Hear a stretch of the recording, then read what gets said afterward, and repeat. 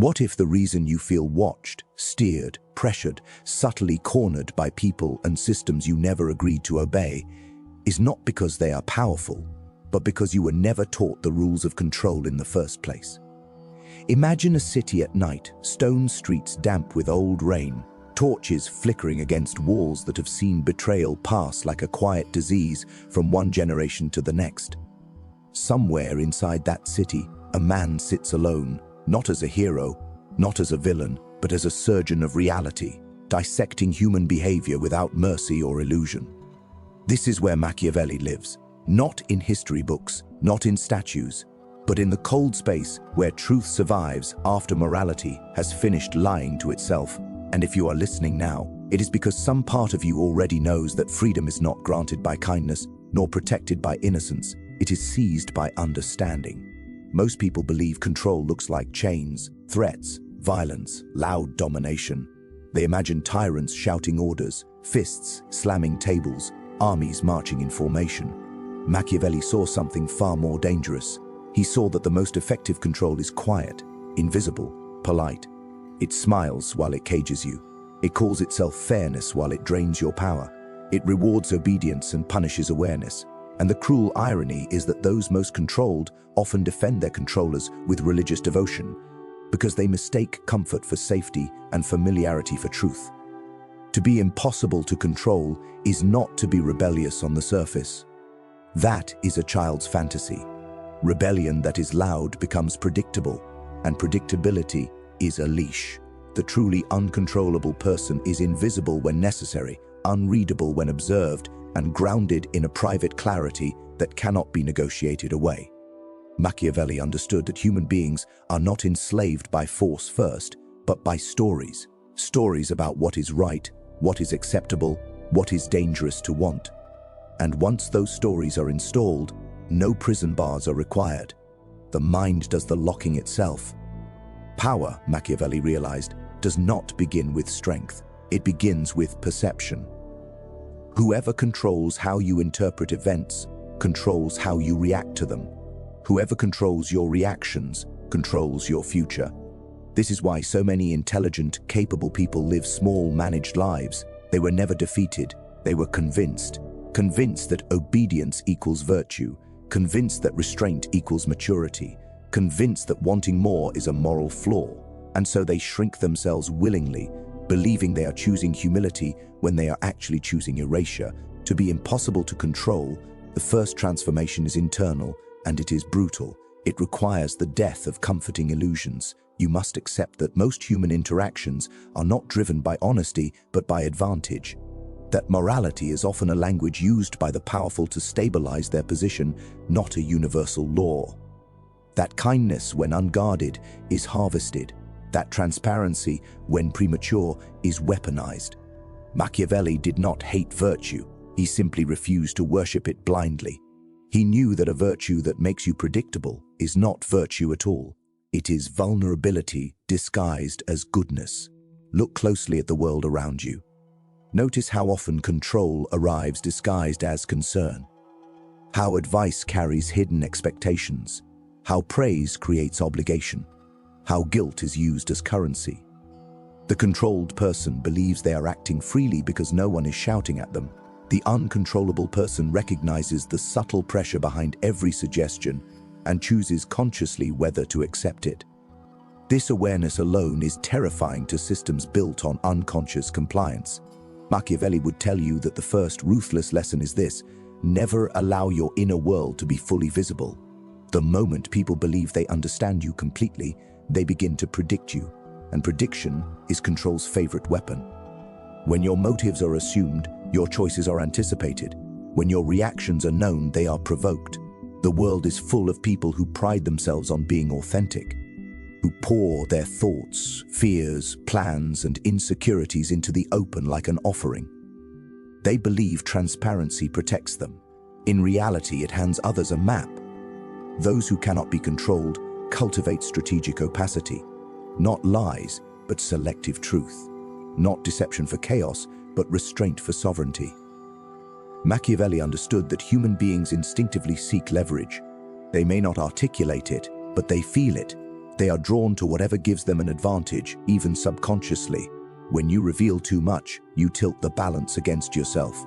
When you reveal too little, you become difficult to position. Ambiguity is not weakness. In a world addicted to oversharing, it is armor. Consider how often people are pressured to explain themselves, to justify boundaries, to rationalize decisions, to provide emotional receipts for choices that require none. Each explanation becomes a negotiation. Each justification invites debate. Each apology teaches others where your guilt lives. Machiavelli would observe this with quiet amusement. He knew that the need to be understood is one of the deepest vulnerabilities in human psychology. Those who crave understanding are easily steered because they will compromise power for approval. To resist control, you must become comfortable being misunderstood, not maliciously, not arrogantly, but deliberately. Let others project their assumptions. Let them underestimate or misinterpret you. Their projections reveal more about them than silence ever could about you. The uncontrollable individual does not rush to correct false narratives unless correction serves a strategic purpose. They understand that every clarification is a form of exposure, and exposure always carries a cost. The second lesson Machiavelli carved from the anatomy of power is even colder. Dependence is the root of obedience. Whoever needs something desperately will submit to whoever controls access to it. This is not philosophy, it is physics. Need creates gravity, and gravity pulls behavior into predictable orbits. Most systems of control do not rely on fear alone. They rely on manufactured dependence, financial dependence, emotional dependence, social dependence, validation dependence. Observe how often people tolerate disrespect because they fear losing connection. How often they accept exploitation because they fear instability. How often they silence themselves because they fear exclusion. Control thrives wherever fear of loss outweighs respect for self. Machiavelli saw that rulers who provided necessities became indispensable, and those who became indispensable became unquestionable. The modern world has perfected this art. It offers convenience in exchange for autonomy, security in exchange for silence, belonging in exchange for conformity. To be impossible to control, you must reduce unnecessary dependencies until the threat of loss no longer paralyzes you. This does not mean isolation, it means diversification. It means never allowing a single source to hold the keys to your survival, identity, or sense of worth. The uncontrollable person is connected, but not cornered, engaged, but not entangled. They can walk away without collapsing. And this ability terrifies manipulators more than defiance ever could. Machiavelli understood that fear is not eliminated by courage alone, but by preparation. When you know you can endure loss, threats lose their teeth. When you are capable of rebuilding, ultimatums sound hollow. Most people remain controllable, not because they are weak, but because they have never rehearsed independence. They have never tested their ability to stand alone. And so the idea of separation feels like death. There is a quiet power in being able to say no without explanation and survive. Consequences. Not because you enjoy conflict, but because your foundation does not depend on permission. The moment others sense that you are not afraid of withdrawal, they adjust. Pressure softens, manipulation becomes cautious, control seeks easier prey. This is not dominance, it is deterrence. The third lesson is perhaps the most unsettling because it forces you to confront your own self-image. Machiavelli would insist that you accept a difficult truth. People do not control you because they are evil, they control you because it works. Control persists only where it is rewarded. If guilt manipulates you, guilt will be used. If praise disarms you, praise will be offered strategically. If anger provokes you, anger will be deployed on cue. Your reactions train others how to treat you. This is not victim blaming, it is power awareness. The uncontrollable individual studies their own triggers with ruthless honesty. They ask not only who is pressuring them, but how they are being hooked. Emotional reactivity is the handle by which others steer you. The calmer you become internally, the fewer handles you offer. Machiavelli valued emotional discipline, not because he rejected feeling, but because he understood that ungoverned emotion creates exploitable patterns. Watch how often outrage is engineered, how fear is amplified, how moral panic is orchestrated. These are not accidents, they are control mechanisms. A population in emotional chaos is easy to direct. An individual in emotional turbulence is easy to manipulate.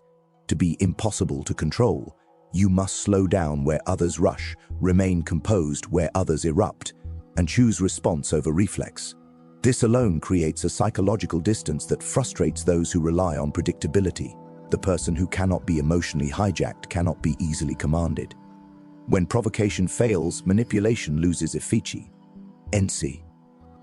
When guilt is met with silence instead of apology, the script breaks. When pressure is met with patience, urgency collapses.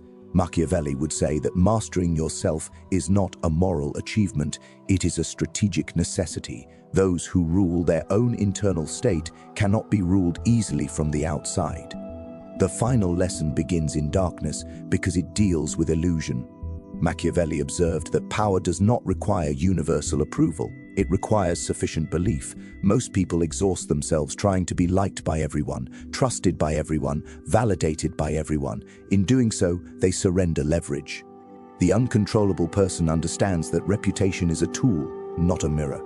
It is shaped intentionally, not left to chance. This does not mean becoming false. It means becoming deliberate, deciding which aspects of yourself are visible and which remain private, deciding where to appear cooperative and where to remain firm, deciding when to engage and when to withdraw. Control often operates through social pressure, through fear of judgment, through the threat of isolation. When you stop trying to satisfy every expectation, those threats lose potency. Machiavelli would remind you that even those who criticize you rely on your attention to feel powerful. Withdrawal of engagement is one of the most underused forms of resistance. Silence unsettles those who expect reaction. Distance destabilizes those who feed on access. You do not have to defeat everyone. You only need to stop playing their game. As this first descent into Machiavelli's ruthless clarity closes, understand this. Being impossible to control does not mean becoming cruel, paranoid, or antisocial. It means becoming conscious in a world that profits from unconsciousness. It means choosing awareness over comfort, sovereignty over approval, depth over display. The cost is loneliness at TI. Maze, misunderstanding, often. But the reward is something rare and dangerous, a life that moves according to your internal compass, not external pressure. And once you taste that kind of freedom, you begin to see the world differently. You recognize the strings everywhere. You feel the subtle pulls. You notice the rehearsed narratives. And you realize that control is not an enemy you fight once, but a force you outgrow. This is only the beginning. Once the first veil is lifted, once you recognize how quietly control operates, something unsettling happens inside you. The world does not become clearer in a comforting way. It becomes sharper, colder. You begin to notice that many of the smiles around you are transactions, many of the values are performances, and many of the rules you were taught were never meant to protect you, only to position you. Machiavelli would say this is the moment most people retreat. Awareness is expensive. It costs illusions, and illusions are the currency of social peace. But if you continue forward, there is no return to innocence, only progression into precision. Power, in its rawest form, is not domination, but positioning. The person who stands in the right place rarely needs to raise their voice. Machiavelli observed this centuries ago in courts and councils, but the principle has only grown more refined. Those who control outcomes often appear passive. They let others exhaust themselves with arguments, declarations, and emotional displays. While attention is focused on noise, leverage is quietly adjusted in the background. To be impossible to control, you must learn to see where you are standing in relation to others, not where you believe you stand morally or emotionally, but where you stand strategically. Most people mistake participation for influence. They believe that speaking often, reacting quickly, and being visible grants the power. In reality, this often places them exactly where they are easiest to manage. The one who speaks the most reveals the most. The one who reacts first exposes their thresholds. The one who needs to be seen gives others the ability to withhold visibility as punishment. Machiavelli would watch modern life with grim fascination. Social platforms, Professional hierarchies, even personal relationships have become laboratories of voluntary exposure. People surrender their inner states freely, then wonder why they feel drained, directed, and diminished. To resist this, you must adopt a different relationship with presence. You do not disappear, but you do not perform unnecessarily. You become selective about where your energy flows. Attention is not free. It is the most valuable resource you possess, because whatever holds your attention shapes your behavior. Control often begins not with commands, but with distractions. Outrage cycles, manufactured urgency, endless demands for opinion. Each one pulls you slightly off-center. Over time, you are no longer living deliberately, you are reacting habitually. Machiavelli understood that the one who sets the tempo controls the exchange. Urgency is one of the most effective tools of manipulation. When people feel rushed, they default to instinct. Instinct favors familiarity, authority, and immediate relief. Those who wish to control you will often create artificial time pressure, forcing decisions before reflection can occur. To be impossible to control, you must reclaim your pace, slow down where speed is demanded, pause where reaction is expected. Silence, when used consciously, is not emptiness. It is pressure applied inward, forcing others to reveal themselves. Watch how uncomfortable people become when you do not respond immediately. How explanations grow longer, how masks slip. The uncontrollable individual does not push to fill silence. They understand that silence is a mirror, and most people cannot tolerate their own reflection for long. This is not cruelty, it is clarity. Those who rely on manipulation depend on momentum. When momentum stalls, their structure weakens. Another layer of control Machiavelli dissected was identity. People are easiest to control when their sense of self is rigid, when they are heavily invested in being seen as good, loyal, kind, intelligent, moral, strong, or righteous. The more you cling to an identity, the more predictable your behavior becomes. Threaten the identity, and you trigger compliance. Praise the identity, and you earn obedience. This is why flattery is so powerful and why shame is so devastating. Both operate on the same axis, the fear of losing who you believe you are. The uncontrollable person loosens their grip on identity, not because they lack values, but because they refuse to be trapped by labels. They can act kindly without being enslaved by the need to be seen as kind. They can stand firm without needing to be admired for strength. Machiavelli would say that flexibility of self is one of the highest forms of power. When you are not defending an image, you are free to choose the most effective response rather than the most flattering one. Consider how often people accept unfair treatment because objecting would make them seem difficult. How often they betray their own interests to preserve an image of harmony. This is not virtue, it is conditioning. Control systems thrive on identity policing. Step out of line and you are labeled difficult, cold, arrogant, disloyal. Most people would rather suffer quietly than endure social disapproval. The uncontrollable individual accepts disapproval as a cost of autonomy. They understand that being respected and being liked are rarely aligned. Machiavelli would also warn you about the illusion of mutuality. Many relationships present themselves as balanced, reciprocal, fair. But power does not care about appearances. It cares about leverage. Who needs whom more? Who can walk away? Who sets the terms? The moment one party becomes more invested than the other, the balance shifts. This does not require malice. It is structural. And structures, once established, shape behavior without conscious intent. To be impossible to control, you must regularly audit your relationships, not emotionally, but strategically. Where are you overinvested? Where are you underprotected? Where is your silence being mistaken for consent? Where is your generosity being assumed rather than appreciated? Machiavelli would not tell you to withdraw love or loyalty. He would tell you to anchor them in strength rather than fear. Love given freely is powerful. Love given desperately is exploitable. There is also the matter of moral leverage. Few tools are as effective as making someone feel morally inferior. Accusations do not need to be explicit. A raised eyebrow, a disappointed tone, a subtle suggestion that you are not living up to an ideal. These cues are often enough to provoke compliance. Those who internalize external morality without examination become easy to steer. Machiavelli believed morality should be understood, not swallowed whole. Principles that cannot survive scrutiny are not principles, They are restraints. This does not mean abandoning ethics, it means refusing to let ethics be weaponized against you. The uncontrollable person distinguishes between genuine wrongdoing and manufactured guilt. They apologize when wrong, not when pressured. They correct behavior when necessary, not when shamed into submission. This discernment requires self-trust, and self-trust is dangerous in systems that rely on self-doubt. Fear is another cornerstone, not dramatic fear, but subtle, ambient fear. Fear of exclusion, fear of being left behind, fear of missing opportunity, fear of being replaced. Modern control mechanisms rarely threaten openly. They imply, they hint, they allow imagination to do the work. Machiavelli knew that imagined threats often govern behavior more effectively than real ones. The uncontrollable individual grounds themselves in reality rather than projection. They ask what is actually at risk, not what they are told to fear. When you reduce fear to concrete terms, it often shrinks.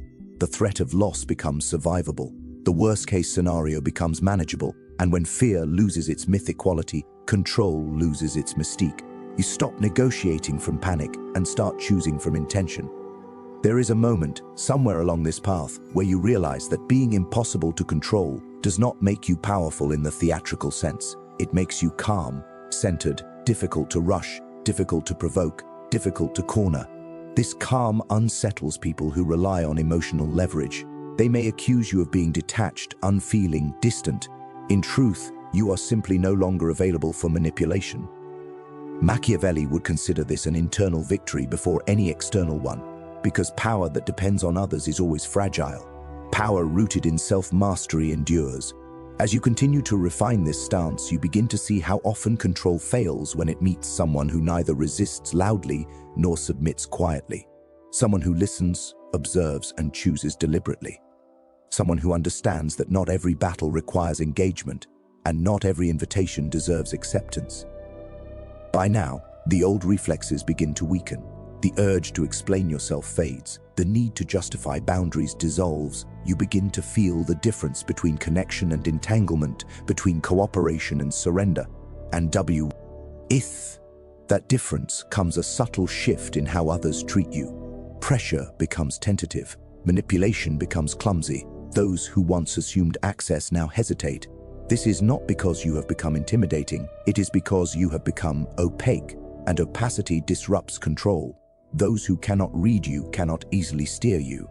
Those who cannot predict you must negotiate. Those who cannot threaten you must respect you or leave you alone. Yet this is still not the deepest layer.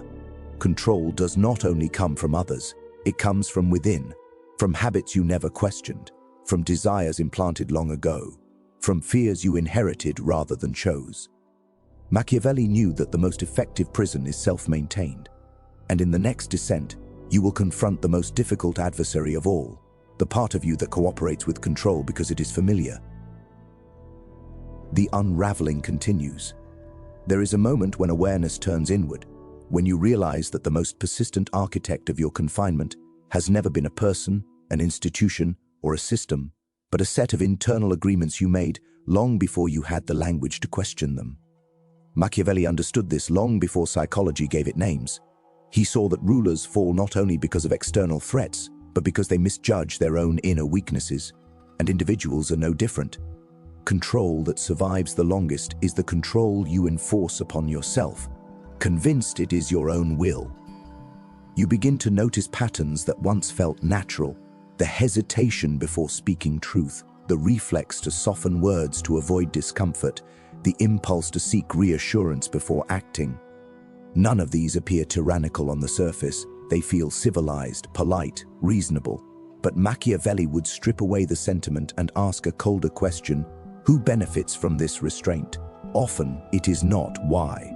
It is the environment that prefers you manageable rather than sovereign.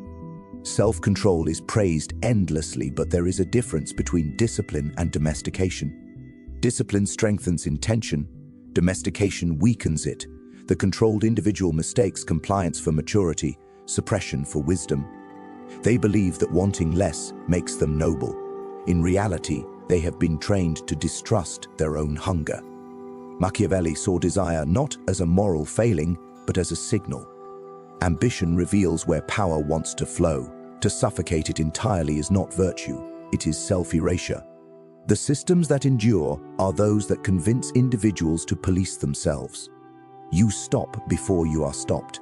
You apologize before you are accused. You abandon goals before anyone has to block you. This is efficient control, silent, clean, invisible. And it is why so many people feel exhausted without knowing why. They are expending enormous energy restraining themselves to fit into structures that were never designed for their expansion. To be impossible to control, you must interrogate your own obedience, not to reject all restraint, but to identify which restraints serve you and which merely serve stability around you. Machiavelli would urge you to examine where your guilt originates. Is it born of genuine harm or of conditioned expectation? Does it arise from conscience or from fear of disapproval? The difference matters. One builds integrity, the other builds submission.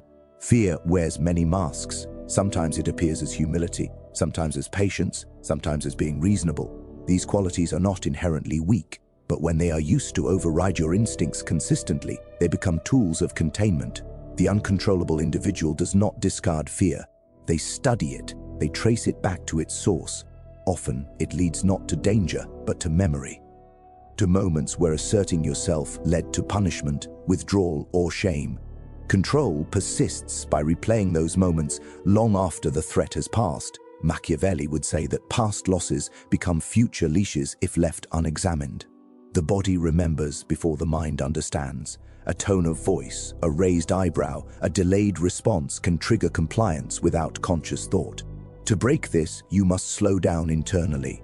Notice the urge to yield. Sit with it. Ask what would actually happen if you did not. More often than not, the imagined catastrophe dissolves under scrutiny. There is also the seduction of safety. Safety is the most persuasive argument for control. Trade autonomy for protection. Trade freedom for predictability. Trade uncertainty for comfort. Machiavelli observed that people will accept almost any restriction if it promises stability, but stability has a cost. It dulls perception. It rewards conformity. It punishes deviation. Over time, the desire to remain safe becomes stronger than the desire to be alive in any meaningful sense. The uncontrollable person does not reject safety outright. They reject false safety. Safety that requires silence. Safety that requires shrinking. Safety that requires obedience to unspoken rules enforced by threat of exclusion.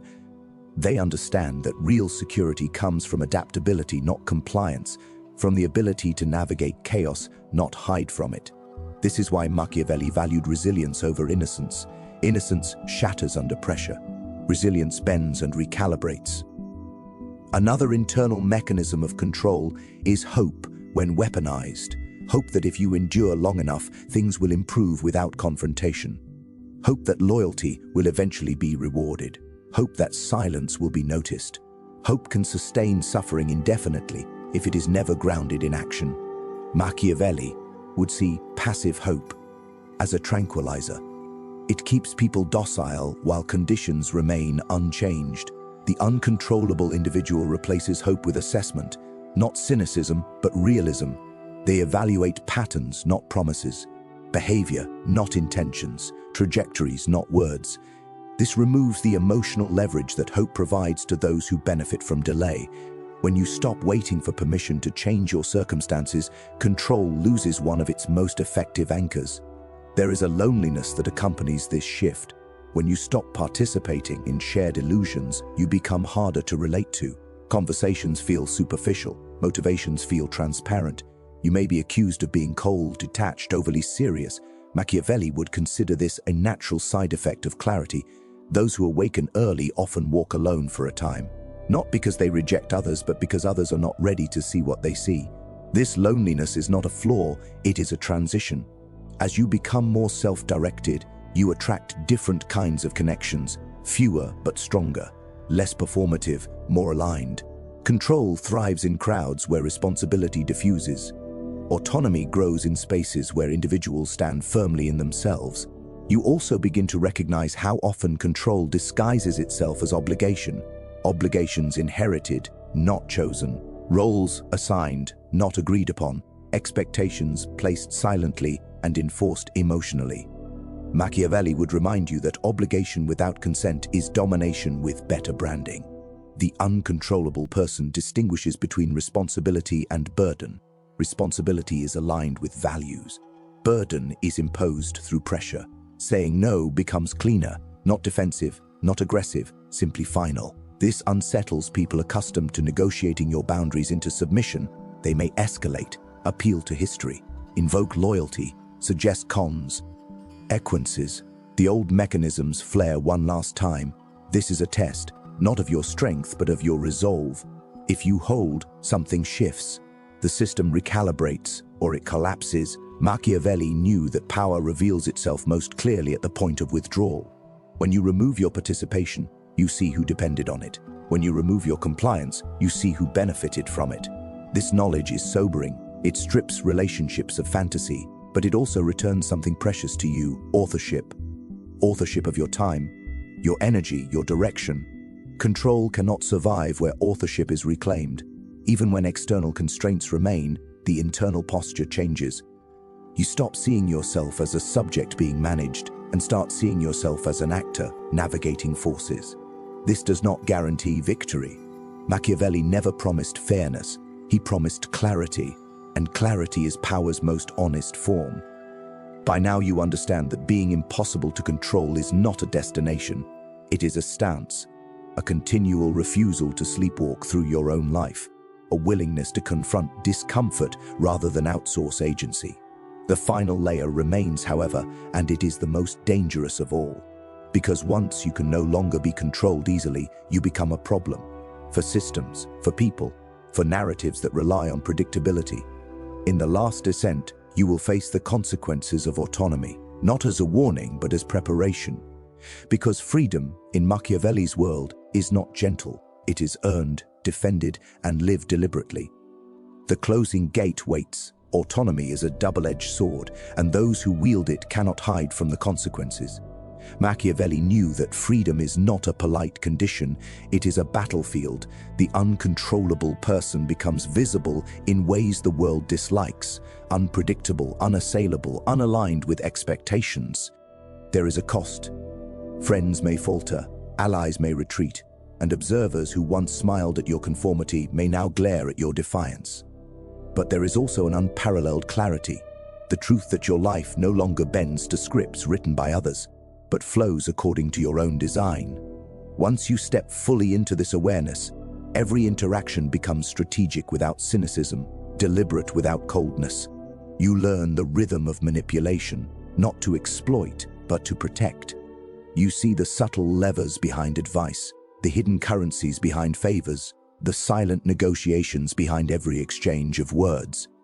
You understand that most of what passes for morality is simply a tool of control, and most of what passes for kindness is evaluated for gain.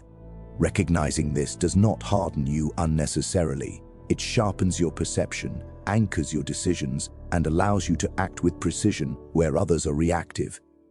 The uncontrollable individual cultivates a presence that is both light and shadow. You allow enough visibility to engage meaningfully, yet you preserve enough opacity to remain unreadable. People cannot dictate your responses when they cannot anticipate them. And unpredictability, when combined with emotional equilibrium, becomes a fortress.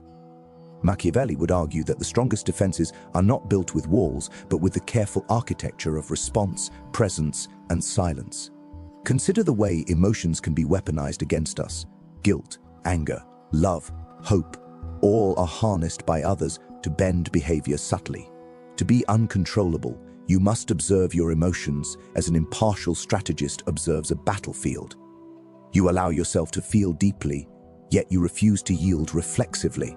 The manipulation of the external world fails when your internal world remains sovereign. You respond deliberately, not automatically. The chaos of expectation becomes a tool for observation rather than a trap. There is another lesson that cuts deeper. Influence is rarely overt. Most control is invisible because it relies on assumed compliance, on habitual obedience, on silent acquiescence. When you break patterns, when you refuse the default, when you choose differently from what is expected, you disrupt entire systems without issuing a declaration.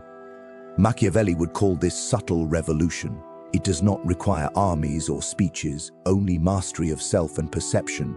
The uncontrollable person also understands the profound utility of detachment, not apathy, but strategic disengagement, not surrender, but observation. Detachment allows you to see others' motives unclouded, to evaluate pressures without internalizing them, and to act when the moment truly demands it, rather than when others demand action from you. Control is rooted in expectation. Remove yourself from expectation, and you remove the lever others rely upon. In this space of awareness, you also confront the seductive pull of external validation. Praise, approval, recognition. These can be addictive and compromising. To be impossible to control, you must internalize your standards of success, satisfaction, and morality. You calibrate your life by principle and clarity, not applause. This does not make you distant from others, it makes interactions intentional. You offer engagement when it serves alignment, and you withhold participation when it does not. The consequences of withdrawal become a mirror, reflecting who truly respects you and who merely consumes your compliance. Machiavelli's most chilling insight was that power and freedom are inseparable from responsibility. The uncontrollable individual cannot outsource accountability, cannot blame circumstance, cannot hide behind convention. Each choice, each boundary, each decision carries weight. But with this biu, Arden, comes sovereignty. No one else defines the terms of your existence. No one else sets the limits of your ambition. You become the architect, the strategist, the observer, and the executor of your own life. At this stage, you see the world as it truly is. Control is not rare, it is ubiquitous. It hides in politeness, in obligation, in expectation, in the subtle calibration of words and deeds. It exists in every hierarchy, every institution, every relationship. But what once felt like inevitability now appears negotiable, manageable, even fragile. Your internal armor is not invincible, but it is resilient, adaptive, and aware. And awareness, more than any weapon, is the ultimate deterrent. You understand that influence is not a matter of permission. You no longer wait to be allowed into a position, a conversation, a decision. You claim your presence deliberately, unapologetically. Machiavelli would remind you that those who control themselves are never truly controlled by others. They may be opposed, challenged, or even envied, but their trajectory is defined by intention, not imposition. There is a dangerous beauty in this mastery, because once you are unconstrained, others are compelled to adjust. Patterns you no longer follow break scripts. Manipulations fail before they begin. Pressure dissipates in the absence of compliance. Influence is neutralized when there is no predictable response. You become a shadow in motion, a force unclaimed by anyone, a participant who decides terms rather than reacts to them. And in this space, fear, subtle coercion, and invisible levers lose potency. Now, the final truth emerges. Being impossible to control is not a gift. It is a responsibility that demands vigilance, self-honesty, and relentless attention. It requires you to maintain internal equilibrium, to navigate the currents of human expectation without succumbing, to respond with discernment rather than instinct, to cultivate silence and presence as weapons of liberation. It is a lonely path at times because the comfort of predictability is seductive, but the rewards are incomparable. Sovereignty over your choices, clarity in action, and the ability to move through the world on your terms. And here lies the ultimate call to action. Abandon the illusions that bind you. Stop yielding silently to the subtle forces that direct your life. Examine every impulse to conform, every fear that dictates choice, every need that is manipulated. Reclaim your attention, your energy, your voice, and your time. Stand deliberately in the space of your own autonomy, cultivating presence, opacity, and internal authority. Learn the rhythms of manipulation so that they no longer dictate your steps. Embrace emotional discipline without abandoning humanity. Recognize dependence where it weakens you and sever it strategically. Refuse to let identity, hope, or obligation define your boundaries. Step into the realm where your decisions are your own, where your reactions are measured, and where the world's pressures meet unyielding clarity. Enter fully into the space where sovereignty begins, within your mind, your perception, and your will. Become the force that cannot be guided, bent, or managed by the expectations of others. Live deliberately, act strategically, and move through existence untethered. Do not merely survive, dominate your internal landscape, and in doing so become impossible to control. The world will test you, it will challenge you, it will attempt to reclaim you. Stand unwavering, stand lucid, stand free. This is your mandate: mastery of self, clarity of intent, and the relentless pursuit of autonomy. Machiavelli would approve. Now step forward and embody it.